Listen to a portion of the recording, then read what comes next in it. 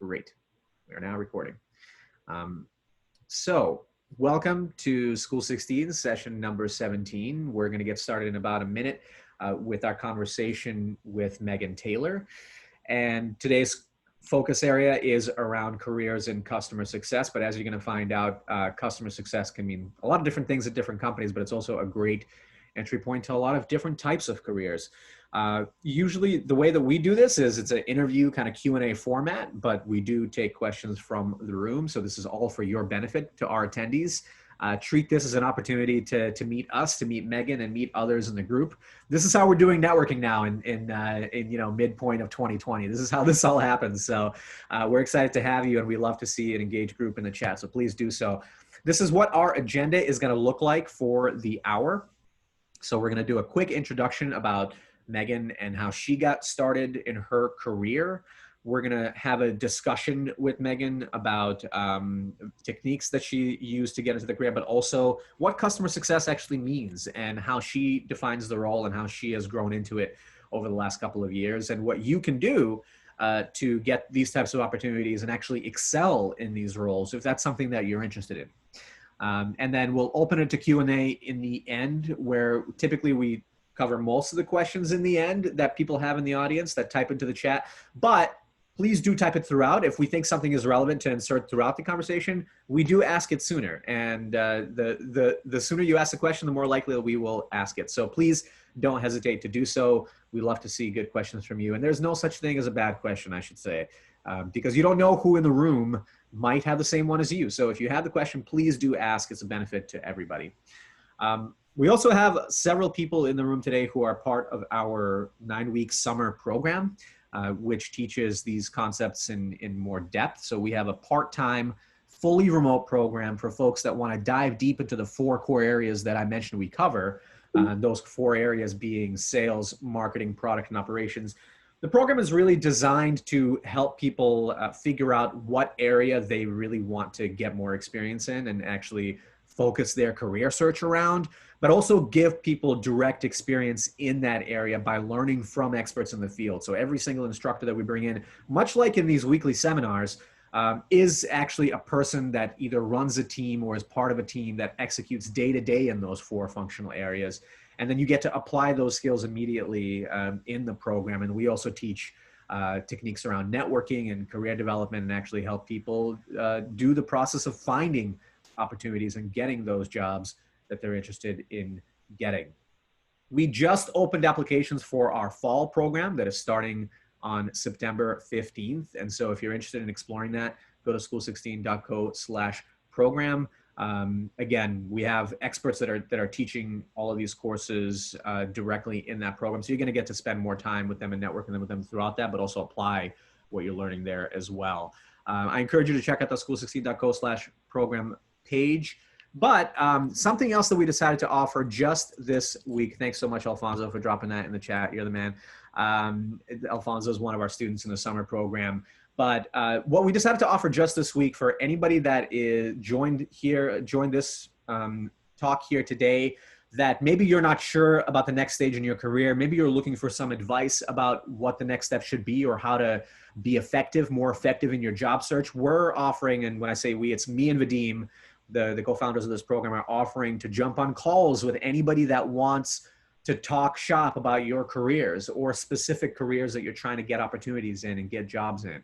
Because Vadim and I have actually had experience across a lot of different jobs. We grew up in the startup and technology ecosystem. We started off in sales, really quickly went to product. I went on the venture capital side. That's what I've been doing, investing in startup over the last couple of years. We also have gone into writing and publishing content on platforms like Forbes. And so we've done a lot of different types of jobs. We believe that career changes are important, and we love to talk about the topic. So please feel free to sign up for a career guidance call at school16.co/call. We can talk to you about any questions that you have, and we can tell you a little bit more about the fall program to see if it makes sense for you. And if not, then just that call is enough, and hopefully we can be helpful to you there. So with that, I'm going to stop sharing my screen here and let Vadim take it away for our conversation with Megan. Awesome. Thanks, Sergey. Megan, really excited to have you here. Mia, who introduced us, she's on our team. She's on the call as well. And we're all excited about this conversation, in part because you're actually the first speaker that we have that is a customer success expert. But in our conversation leading up to this, I learned a little bit about you, and I found out sort of how you got your foot in the door into this opportunity and then expanded your skill set as an operator on the client services side with an Uber, but how you got that start in college. And that's really interesting to me because, one thing that we try to communicate to all college students, Sergey and I are both in higher ed, we're both at NYU, is what you do outside of the classroom is a lot of times even more important than what happens in the classroom and what you learn in the classroom as well. So we'll start this conversation like we do all of our discussions. And if you could just walk us through your story and how you ended up at Uber and how your role has evolved there since then. And we'll dig into some of those things. Yeah, absolutely. And first off, thank you so much for inviting me on. I really appreciate the work your team is working on. I think this is really important. Yeah, so funny enough, I actually studied education. Specifically early childhood education. From a very young age, I convinced myself that I should be a teacher and really didn't challenge that path until midway through my junior year of college, which isn't a convenient time to decide that you want to change your mind. Which I, of course, thought that was a very unique problem to myself. I thought everyone had it figured out and quickly realized that was not the case. But when you're a junior in college, you don't understand that yet. And I was, studying for these state exams that I had to take in order to be a certified teacher. I was taking these courses, and I just suddenly was not connecting anymore to the content and the other girls in my class. I just wasn't connecting with them either. And I had that massive aha moment of like, oh my gosh, I'm not meant to be here. And oh shoot, I just realized this a year before I'm supposed to graduate. And so I was going into my senior year, adapted my major a little bit. I was actually enrolled in a master's program and then just changed it. So I was gonna graduate about fourth year. And I was really involved on campus. I was a rock wall instructor. I was on student government. I was a teaching assistant. And probably the bulk of my time, I was actually giving tours of the University of Pittsburgh and the university. Literally walking backwards in a rugby and a microphone, hitting my head off of stop signs, giving tours. It was a really big part of my college experience. And we had a Facebook group for this group of tours, these tour guides. And it was anything from I'm selling a bookshelf to I need a roommate, et cetera. And it was open to alumni. And an alumni of this tour group put a quick message in there and was like, hey, I just started working for Uber. I'm opening a green light hub in Pittsburgh. If anyone's interested in part-time work, let me know. And within seconds of him posting it, I automatically reached out, thought this was the coolest thing ever. And about a week later, I started working there. It was a part-time gig, wasn't even employed by Uber yet. It was a temp job where they bring an agency in to employ you. And basically it was a one-room small office in Pittsburgh with a one-stall bathroom, wasn't anything fancy. And basically it was a space where drivers and couriers could come in and ask for support. So I want to sign up for Uber as a driver or a courier for Uber Eats. I was in a car accident. What do I do? Someone threw up in the back of my car Saturday night. And they did bring pictures, which was really fun. And probably 3 weeks into this role, I realized of like, wow, this is really exciting. And this is my spot of yellow in the sea of gray.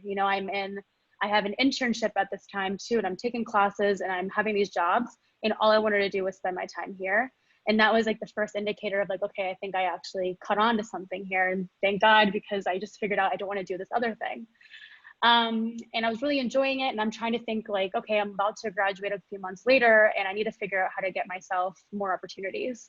And so I ended up creating my own marketing internship. I made a proposal and it was a huge learning experience. Really grateful for that opportunity. And then about 2 weeks after I graduated from Pitt was when Uber Eats launched in Pittsburgh. Uber Eats at the time was maybe not even a year old. the full model of that business was totally different than it was today. Basically, it was just hamburgers in the back of Ubers in Toronto. And so this was in hyper growth mode of when we were trying to grow this other vertical of our business. We had all these operations managers fly in from New York City to our small little office in Pittsburgh, and they were working on press and making sure that we were in the news of we were launching this huge thing in Pittsburgh, and working with our restaurants to make sure that they were happy and ready to accept orders, and making sure we have enough couriers. And I'm looking at them with like wide eyes, and I'm so excited that they're there. And I was like, I want to be a part of this. This is really cool. Maybe this is my way in to get out of this office and into one of our corporate offices. And so I really just shoot my shot, and I email someone that she was actually the GM of New York at the time. Had no idea who I was emailing. I probably, if I would have known, I would have never done it, because I was pretty high up in the office.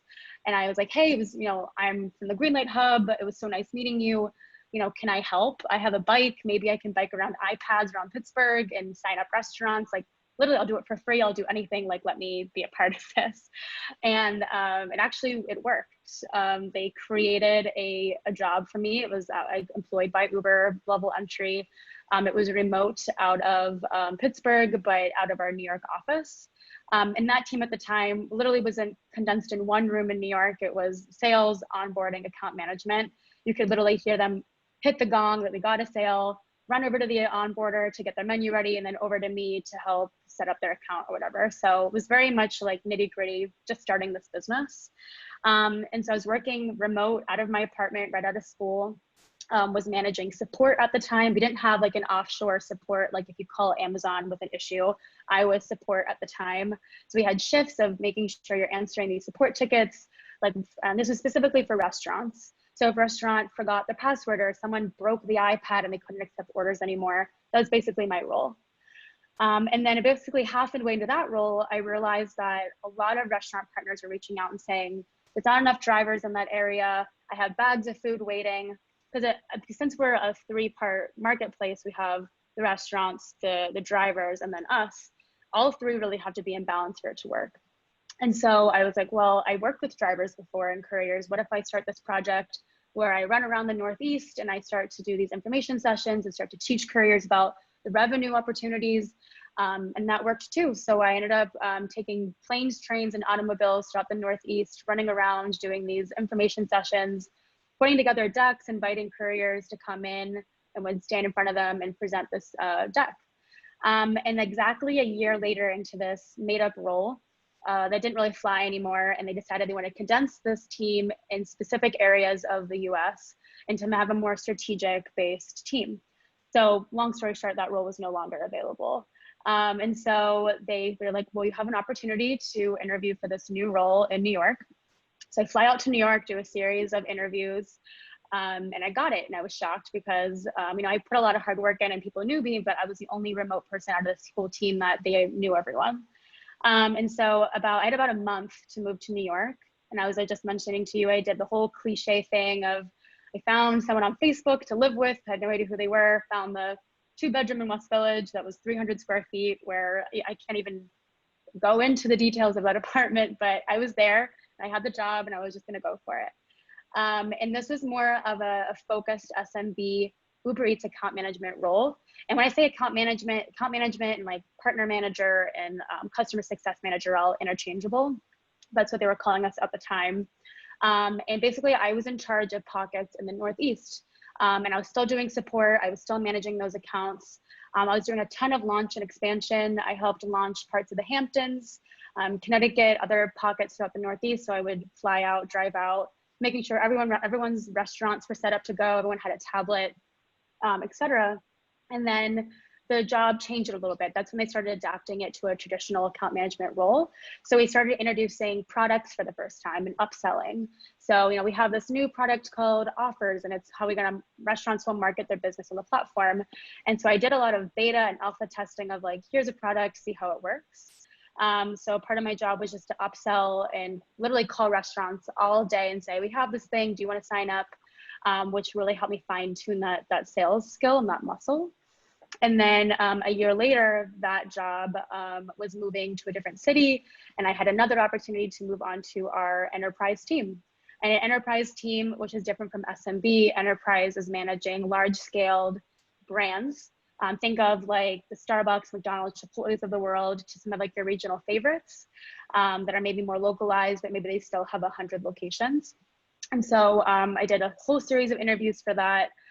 Basically, almost like as if I was an external candidate, you have to do a mock business review with a fake client, and they kind of throw wrenches at you to see how you handle executive presence and how you manage speaking to someone like a C-suite, and ended up getting that role. So now I'm currently in that role. I'm managing about a book of business of 20 clients. Those clients are point of contacts at large companies or medium-sized companies. Usually this will be like the head of marketing or something like that. And I work to build their business on the platform. I sometimes fly around to do quarterly business reviews, or I'll sit down with the C-suite and my team, and we'll work to see optimizations, how their business has performed. I'll think of different ways to build their business. And when I say build their business, I'm helping obviously bring more revenue onto their platform, bring more customers and things like that. So 4 years later, this is where I am. Wow, that's a really comprehensive story. I appreciate you sharing it, and very clear that you are not only incredibly proactive, but very capable, i.e. being able to roll with the punches and take on new responsibilities very quickly and learn new things very quickly as well.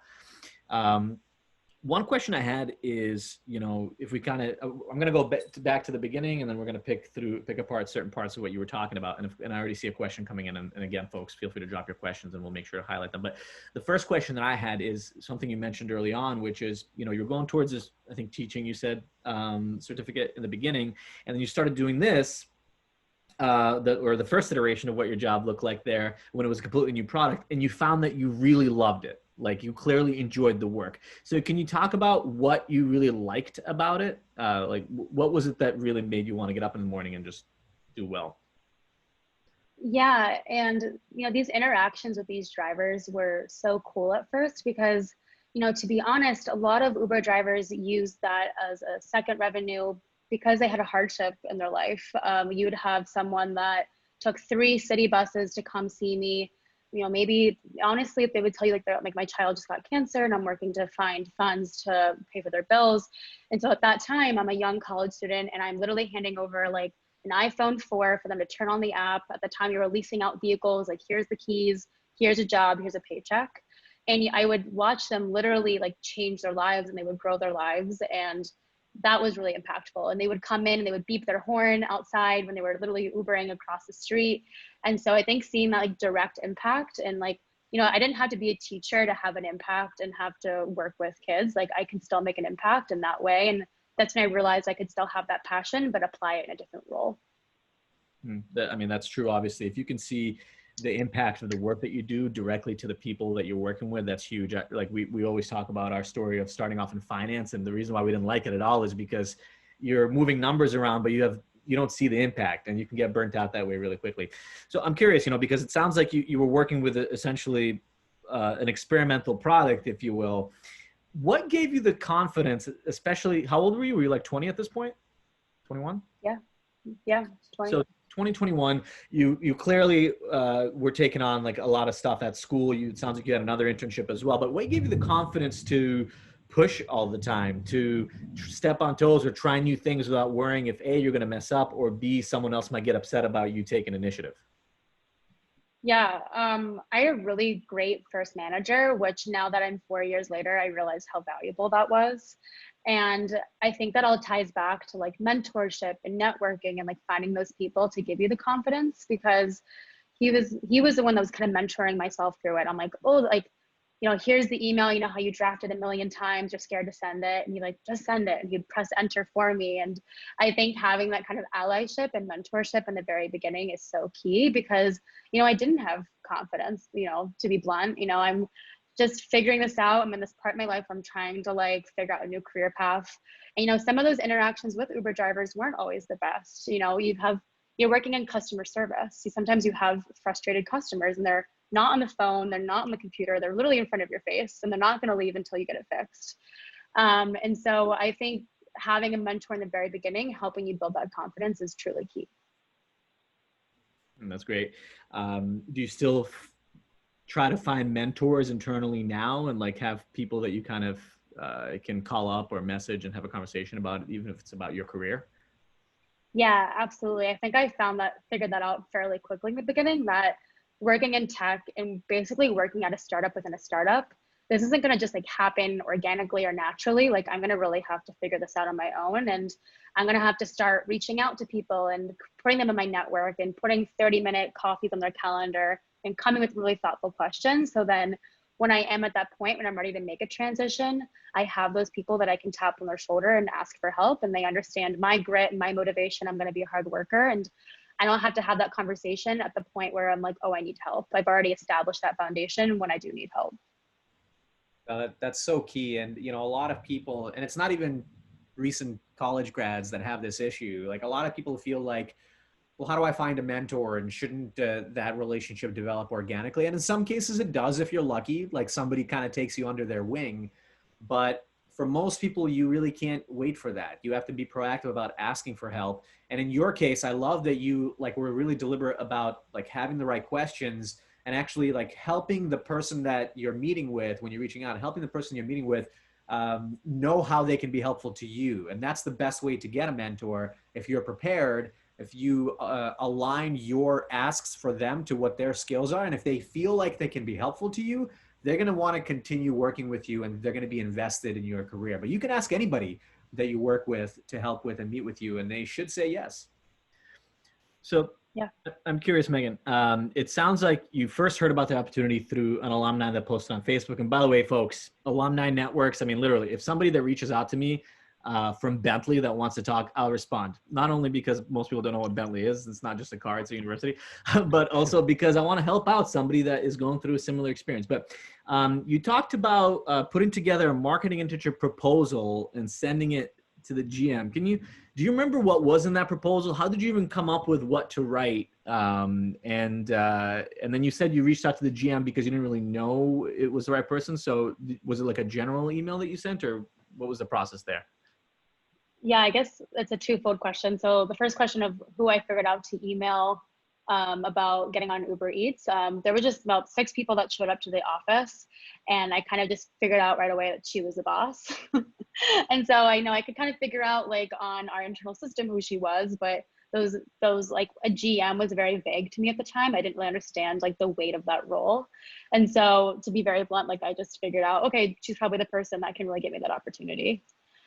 And then on the marketing side, a part of this degree at the University of Pittsburgh required an internship as a part of the curriculum. And so I'm like, how can I maybe I can create an Uber internship that will also apply to my degree, and I'll kill, whatever, one bird with 2 stones, whatever the saying is. And so I was like, okay, well, I'm going to work with my boss at the Greenlight Hub. He probably knows someone in DC that's in the marketing team, and maybe he can connect me with that person, which he did. And it just so happened that they were working on a marketing campaign specifically with universities in Pittsburgh. So it was perfect. And so he helped me kind of line it up. And I put this document together of like, this will be the name of the internship. Here's my responsibilities. Here's the number of hours I'm going to contribute. You don't even have to pay me. I'm going to just do it. What do you have to say? And I've quickly found out that if you can help someone out, I mean, these jobs at Uber, it's a long hours. And so if I can say I'm going to take something off your plate, I'm going to help you, and there's going to be no red lines or tape, then they'll be very quick to take your offer. Yeah. What I like about how you were driving with value, but you were also, it sounds to me like outcomes oriented. In other words, here's what will happen if you bring me onto the team, which is incredibly important. If you can answer those questions for somebody else, they're going to prioritize you. But then another thing, which might sound nuanced to people, but the fact that you were willing to even do it for free showed that you were going to be a hard worker and showed that you really valued the experience. And I think a lot of people wouldn't think to do that. So that's really great. So then, you mentioned, I believe, that you were able to transition this into like a legitimate full-time role and ended up moving to New York City to join Uber. Can you talk about that a little bit? Did they interview you for this role in the very beginning? And what did that process look like? And this actually speaks a little bit to Jenna's question, because she said, can you speak more on the interview process and how you prepared for such an intense interview? And she might be actually talking about the one that you had more recently for the enterprise role. So we'll cover that as well. But if we can talk about the first part of the process, where clearly you already knew some people, clearly you knew how the teams function, but what was that process like to actually get you the full-time gig? So the first interview was kind of wonky because they literally created a job for me. So they can't have like a formalized interview process for a role that never existed. So that literally was just a quick Zoom call with my manager that ended up being my manager. And it was kind of like a culture fit. Like, why do you want to be on Uber Eats? What can you bring to the team? Kind of just like a very traditional interview, especially seeing that it was literally like level entry, like the first notch on the belt. So it wasn't like too aggressive, especially because I was coming out of college. So there's not much they can really grill you on. The second interview going into the next role, that was a little bit more intense. When I flew out, that was more of a role fit, a culture fit, and then also kind of a quick Q&A. So kind of going to give you an example of saying, okay, I'm a restaurant partner. You know, I'm not happy with your platform. I'm ready to churn. Here's my tablet. And then they kind of just ask you, oh, like, how would you bring this client back on? And I would give an answer and they go, oh, that's not going to work. I'm going to give an answer, that's not going to work. So they would kind of sandpaper down you to the very core to see like what kind of answers you would have. And I think that's probably true for most of these tech roles in customer success. So they want to see how you're going to be quick on your feet and answer those kind of client questions, especially one of the worst situations, which would be losing a client. And so then, you know, were you able to prepare for that somehow? Like, did you do role plays with your friends or anything like that? Did you know that this was going to happen during the interview process? That was the hardest part because my entire team was going for these limited roles. And so it was kind of every man for themselves. And so I think I did honestly like a ton of research of like, what are the top interview questions? Like the kind of like the cliche, what you do to go into an interview. I practiced with my boyfriend, with my parents, and like got all the jitters out before walking in. So then I had every question prepared possible in my head, so it could really, really not knock me during the interview. Yeah, I'm glad you said that. You know, I think a lot of people think like, oh, role playing, does anybody actually do that? Do they practice with, you know, their boyfriend or whoever? Sergey and I, we've been in the workforce for a while now. I mean, we have a couple of gray hairs. We will still role play before an important meeting. Okay. We will still role play before an important meeting because it's so critical. You know, it might feel like a slog a little bit, but inevitably something will come up that you didn't think about ahead of time that then you will work through and hopefully be more prepared to cover when the actual high pressure situation comes. Was there anything else, Megan, that you did at that time during that interview process to stand out and make sure like you were the one out of everybody that was competing for the role to get the role? Yeah, well, I think because I really made sure I stood out actually when I was in the role, the whole like game in my mind was that like everyone's doing the same role. We're all previously college students. You know, like how am I going to walk into a room and be different? It's to them, I'm just kind of this level entry employee. I'm, you know, still new to the game. And so what I did with those career information sessions that didn't exist before, that really stood out as like, and actually having tangible metrics and being like, I created this business plan, I executed, and I brought 10,000 rides, like new customers to the platform within X amount of time. So I think actually having physical metrics and having proof is so key because, you know, at first you're just like, oh, well, you know, I answered sport tickets and I did Y, but actually having physical metrics to the table will just add so much weight to your interview.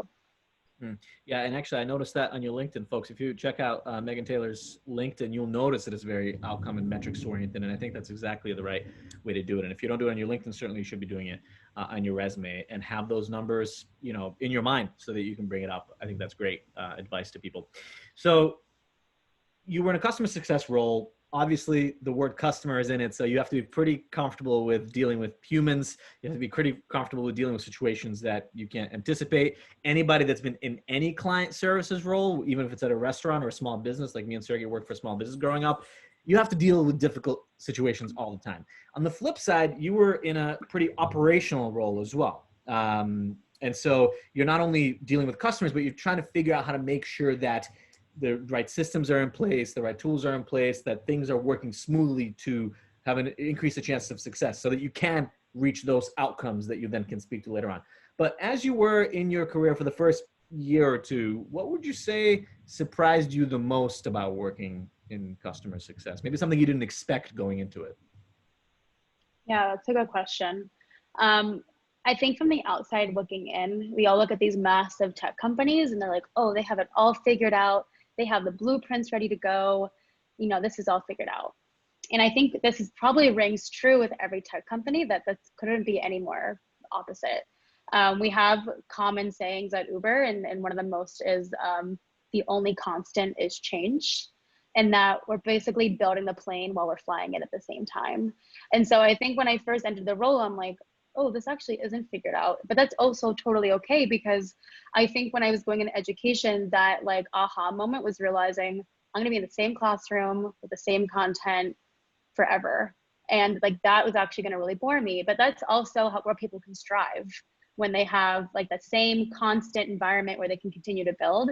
And that's just not my personality. So I think to answer your question, like realizing how much it had to adapt and how teams had to shift and how priorities had to shift, I think was like the biggest, shock when I first joined. Yeah, that's so true. And it's true of companies that have been around for a while, and it's true of companies that are really brand new. But in particular, such a fast growing company as Uber, even though it's, more than 10 years old at this point, they're releasing new products all the time. And anytime they're releasing new products, it's unproven, and it's a startup within a startup, essentially, even though they have some funds allocated to it. You mentioned that your role, kind of the customer success manager role, transitioned to more of a traditional account management role. And you said like partner management is also kind of another title for it that's interchangeable. Can you talk about what the difference is between maybe how the CSM, the customer success role, started off and what it became as you said, more traditionally account management? Yeah, I was thinking about this before our call, and it's pretty funny that I was on a path, but I had no idea at the time, because when I entered into this first account management role, it was very much like the crust of like the very beginning, and like very scrappy, like that one room I was explaining, and then I watched it over time become into a more formalized account management role. Because in the beginning, it was basically like, let's answer a queue of Salesforce support tickets, let's expand and expand and launch. Whereas now, 4 years later, I'm in this enterprise role, and it's I'm on a quota, and I have metrics, and I have things I'm really trying to bring to the table. I'm trying to do product adoption. I'm doing a lot of coaching. So it's more of like the fundamentals of what you would think for an actual account management role. Whereas in the beginning, it was just like, let's just get this off the ground. Yeah, makes sense. And you mentioned that, a lot of the role, or at least some aspect of the role, is actually presenting products to customers and trying to upsell them on those, which is it is a sales function. I mean, it's partly a sales function. You're not bringing in new business, but you are expanding the customer value of each individual customer. Can you talk about how you develop that ability to sell, that ability to present someone a solution and actually get them to buy it, even though they're already a customer?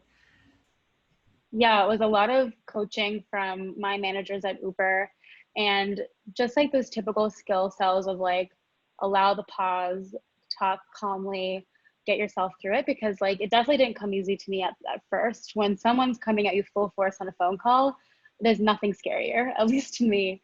And so I think on it, I mean, there's a lot of different things you can do, like leaning on your team and leaning on your manager, and going to external resources like podcasts and books and external trainings you can do. But I really truthfully think it just comes with time and practice, because that kind of confidence and executive presence definitely didn't come to me overnight. No, it's true, and that's true for any customer-facing sales type of role. But yeah, a lot of times people will come at you with objections or reasons why they won't buy something, and it really is because sometimes it's a false objection, as many of the sales folks in this room, Jenny and Alfonso, know, who are going through the program. Maybe they just are too busy and they're trying to get you off the phone. And so you just have to be really disciplined about continuing to try to prove value and pushing. And eventually, if you can show the value, they will buy from you. And it's the same thing in a customer success role as it is in a sales development role or an account exec role when you're trying to get somebody to do something with your business or your product. Yeah.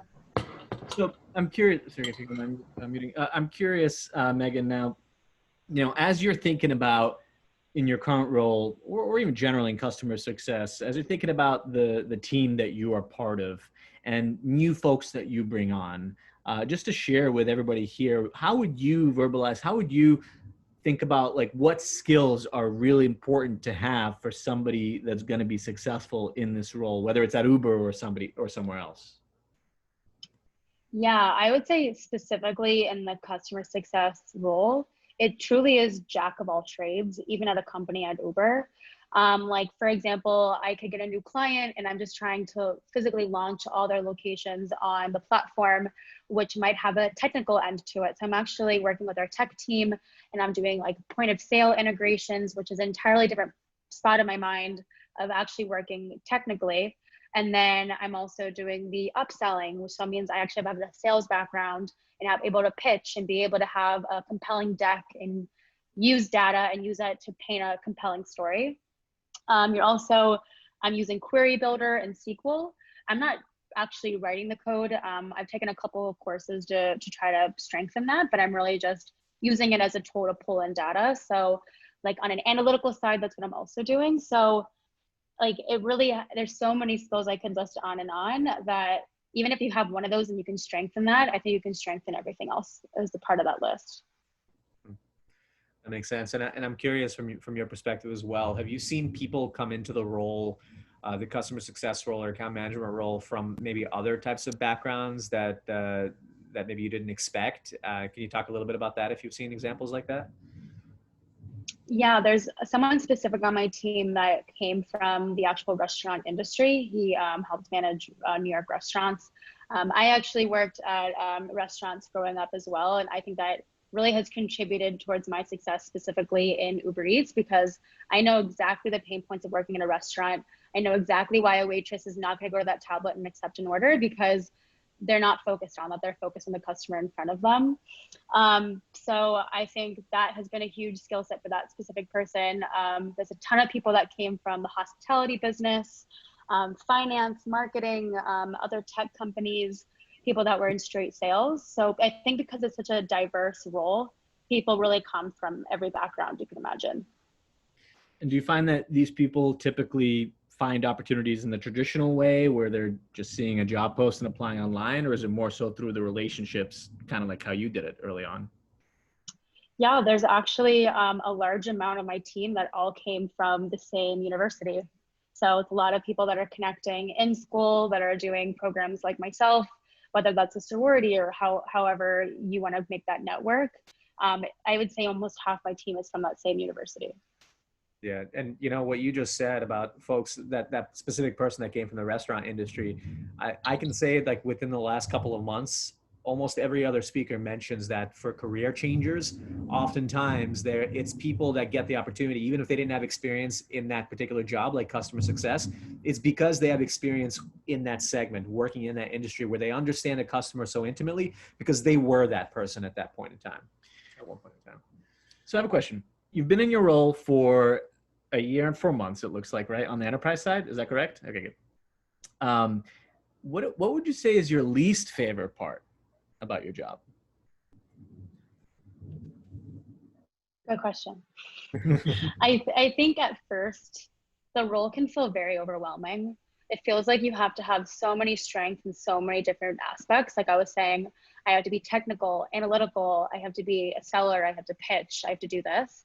And so at first you're like, oh, like this is a lot. I don't know if I can actually handle this. And then when I was able to change the perspective of like, oh wait, this is so many different skill sets.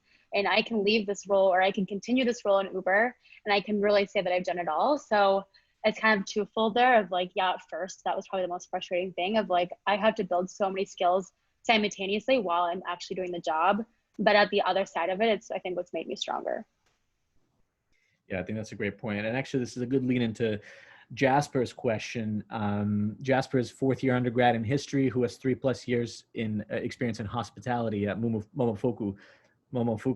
And Jasper's question is this: it's where to get the right training for customer success so that you can understand the language of customer success. And I guess the way that I would rephrase that a little bit is if I'm a junior in college right now, or I'm a senior in college, and I think I want to do account management / customer success, how do you think I can ramp up to make sure that when I do land these interviews, I actually sound like I know what I'm talking about?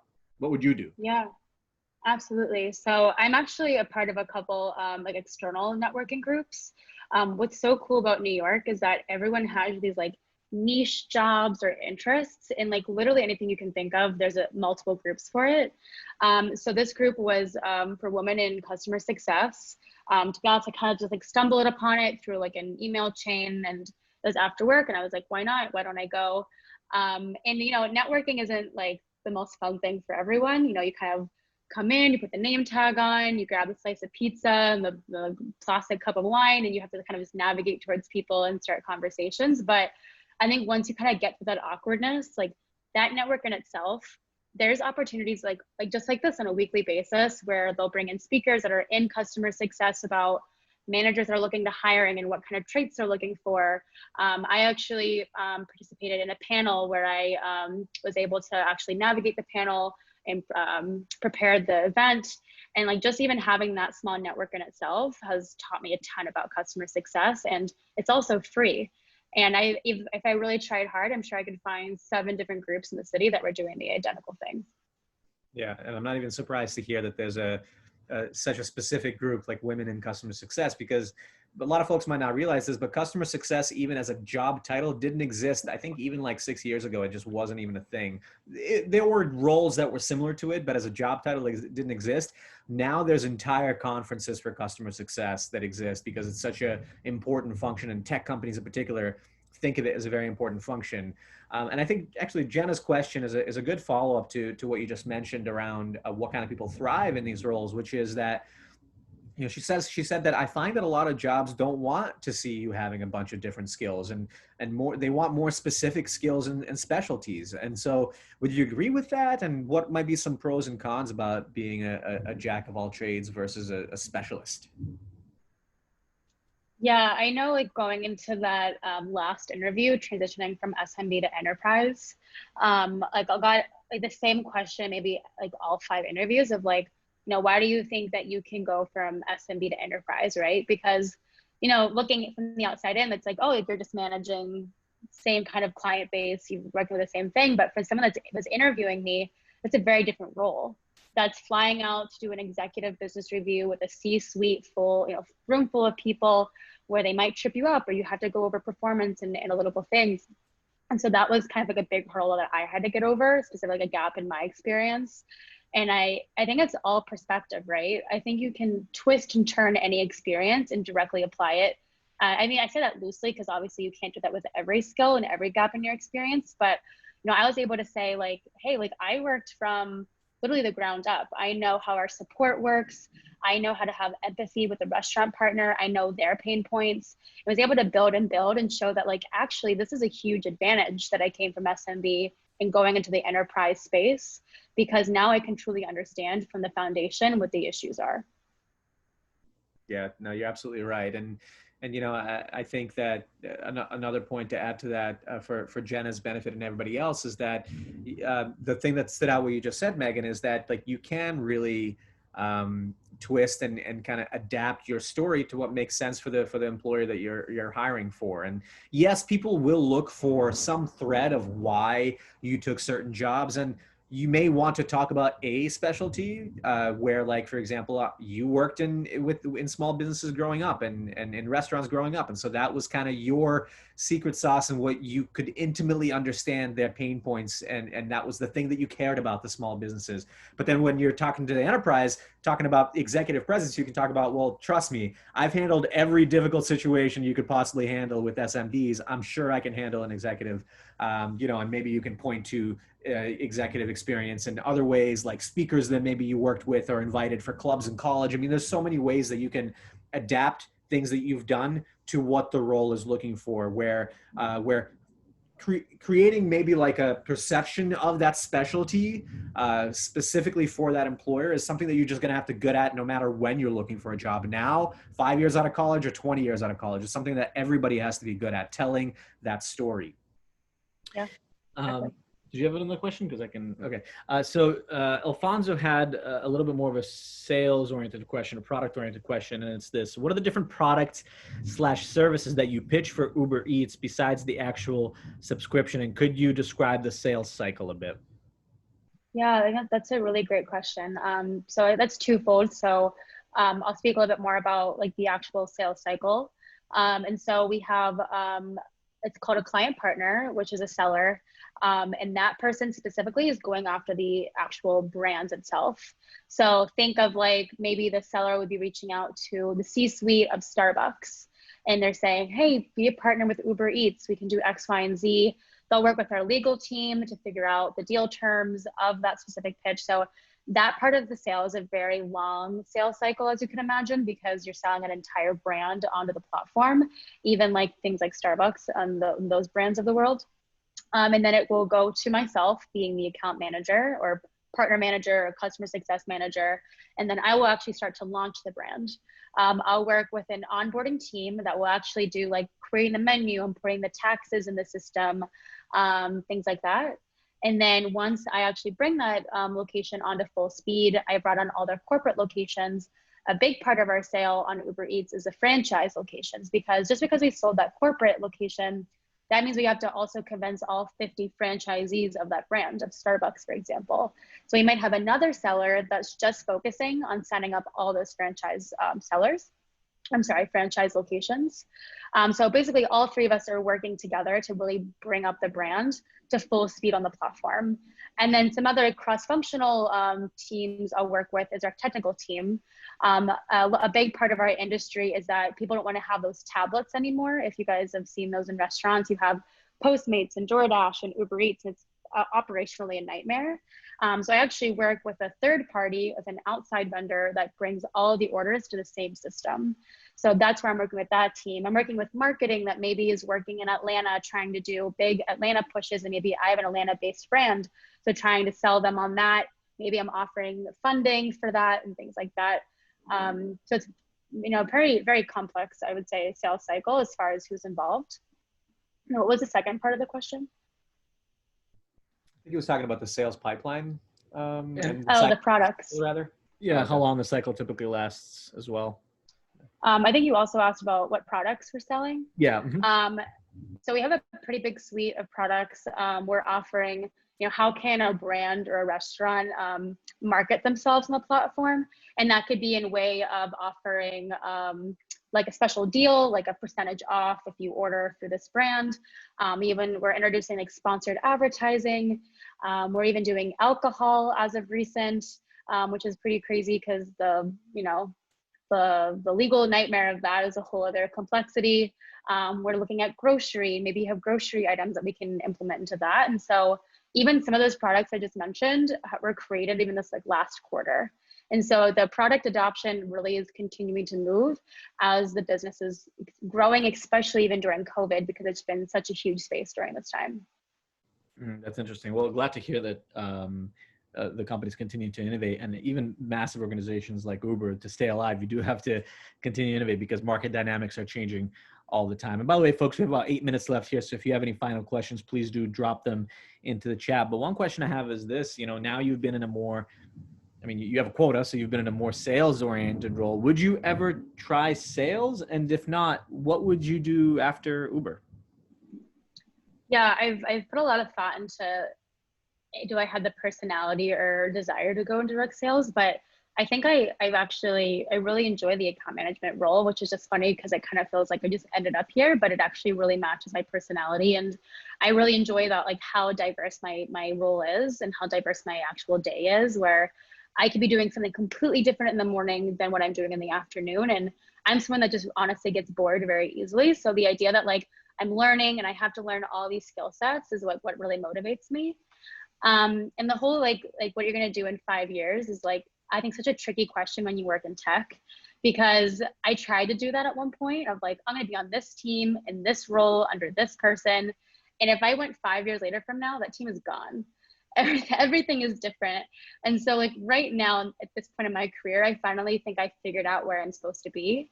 And so right now I'm just really enjoying like mastering this role, figuring it out.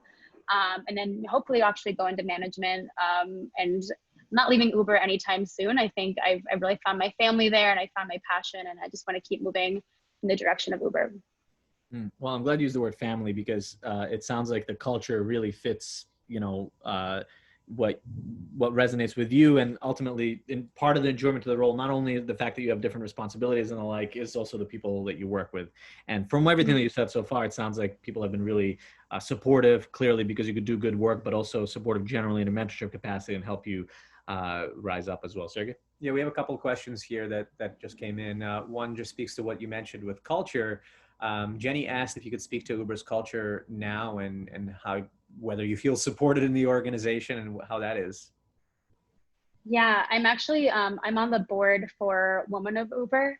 And I really love being a part of it. Sorry, there's thunder in the background if you're wondering what that is. Sure, you guys are hearing it downtown. Yeah. And that organization has been so empowering. We're doing so much work to make sure that Uber is keeping to its word, and that we're really making sure women are in leadership roles. And I'm happy to say we are keeping our word on that. We're introducing different panels on a weekly basis, prior to COVID. And we've created such an amazing community at Uber, and I'm so proud of it, because, to be blunt, I did start in 2017, and everything that's probably going in your heads right now happened in 2017. So when I compare it from 4 years later, it could not be any different. It's been really exciting to be a part of it.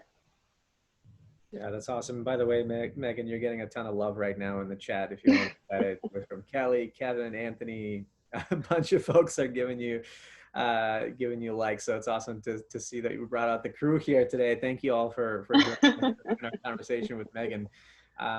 That's really great, and it's great to hear that the culture has changed in a positive way. And obviously, there's been new leadership in the company, and that companies do evolve. And it's cool to hear that.